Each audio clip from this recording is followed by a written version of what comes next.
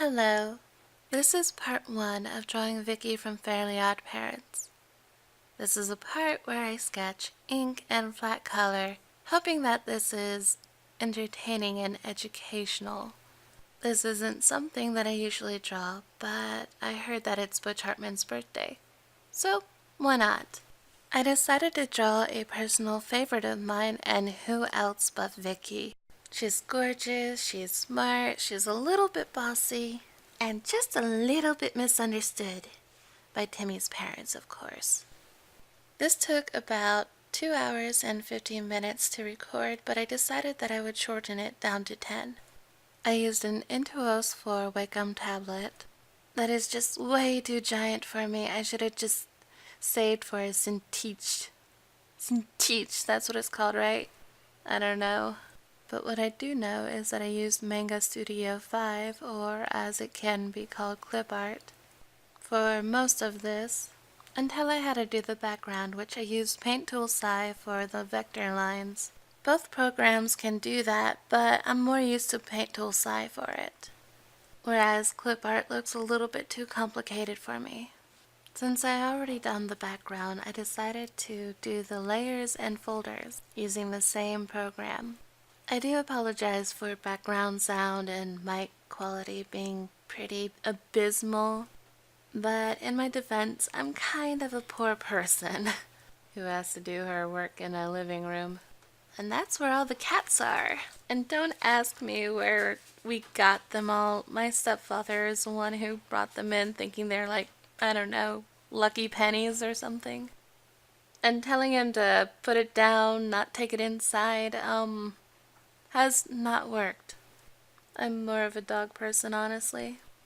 And we have one of those here, but she's not really mine. She's, one of those Borky dogs.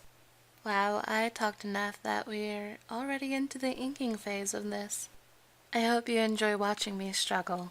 The less fun thing about this is I liked how both eyes came out, but I ended up erasing half of one and the other brow. But that brow arch though. Since Vicky is a teenager, I decided that I'd give her a more high school, modern 2018 sense of style. So I gave her a leather jacket, a dress, which has, I'm not sure what that's called. It looks like a belt or a cincher, but it's like neither. It just looks like one. Let's go with that. Besides, it makes it look cute. So under the dress, I decided that I would also add jeans because, well, even though this is a classy look, Vicky has always been more of a jeans and t-shirt kind of gal. For the pose, I decided that I would go for something a little bit more couch potato-y, having her sit down, take a selfie like a self-absorbed teenager. So I tried to search a reference, but I could only search one that came close, at least for the sitting pose. Then I tried to make sure that she was holding the phone correctly. I'm going to assume that she's using video or something to take this selfie. Or a timer maybe, who knows. I mean, I'm supposed to. I drew this, but I really don't know. You may have noticed some clipping. That's usually when someone messaged me, or, I don't know, Pandora popped up. Or, private things. Same reason I took out the sound. I cuss too much. So I'm trying to make this video, since it's, to Butch Hartman, to be a little bit, more wholesome somehow. So what I like about Clipart or Manga Studio is that you can use all sorts of pens and pencils. I like using the G pen for inking the body, but I also like using the mapping pen for clothes, since it's actually really important to get the right thickness for the material if you can help it. I'm not that good yet to differentiate material thickness, but at least I understand this. The other reason why I like it is because there's paintbrushes that act like Copic markers. I'm still more of a fan of Paint Tool Sci's soften effect, because it doesn't like completely destroy the edges giving it a more manga kind of feel to it. Oh, I think I just pronounced that correctly. I am so sorry to anyone who's probably out there cringing. However, if you've ever used Copic markers, you know that they kind of have a blending effect to them since they're alcohol based. And they also don't really destroy paper all that much, but that's not really necessary here since I'm using a computer.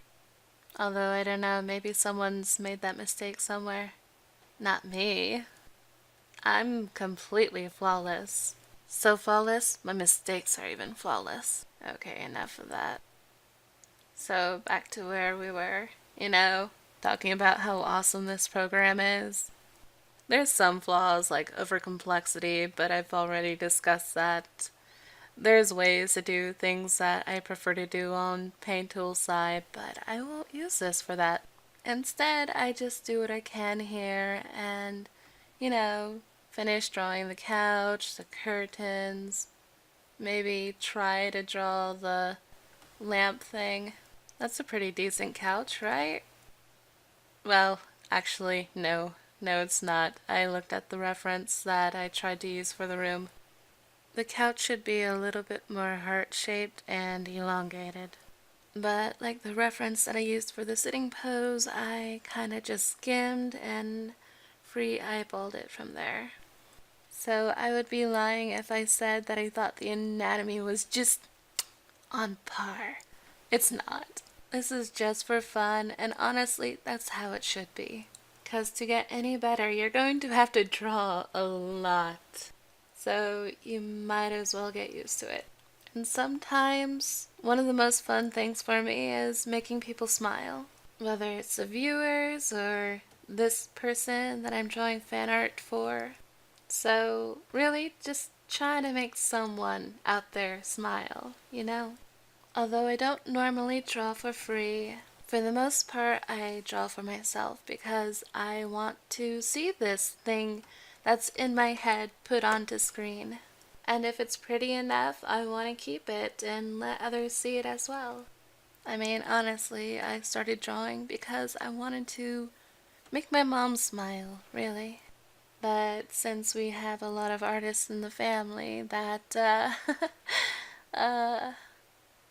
let's just put it this way, she wasn't easily pleased.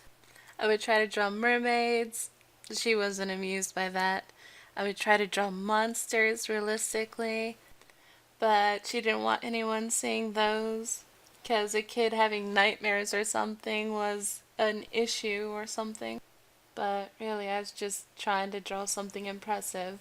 And for a 2.5-year-old, I think I did pretty darn well. I could draw most outlines from memory. And when I drew a caricature of my great-grandpa, he said, "Hey, that's pretty good, kid, but where's the shading?" And that's when I ultimately learned, sort of.